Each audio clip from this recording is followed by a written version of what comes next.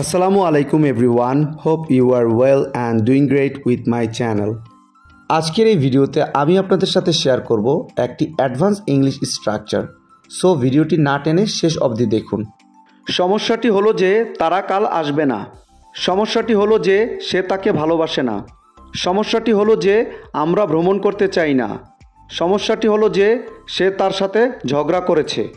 এই প্রতিটা বাক্যে যে জিনিসটা কমন আমরা দেখতে পাচ্ছি সেটা হলো সমস্যাটি হলো যে। সো যখন আমরা কোনো সেন্টেন্সে সমস্যাটি হলো যে বাক্যটি দেখতে পাবো সেক্ষেত্রে আমাদের ব্যবহার করতে হবে দ্য প্রবলেম ইজ দ্যাট। এই টাইপের বাক্যগুলোকে ইংলিশে বলতে হলে সেন্টেন্স স্ট্রাকচারটি হবে the problem is that plus sentence. চলুন তাহলে এই স্ট্রাকচারটি দিয়ে এক্সাম্পলগুলি দেখা যাক। সমস্যাটি হলো যে তারা কাল আসবে না। The problem is that they won't come tomorrow. The problem is that they won't come tomorrow. সমস্যাটি হলো যে সে তাকে ভালোবাসে না। The problem is that she does not love him. The problem is that she does not love him. সমস্যাটি হলো যে আমরা ভ্রমণ করতে চাই না। The problem is that we don't want to travel.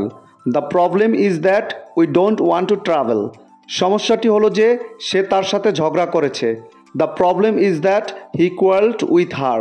The problem is that he quarreled with her.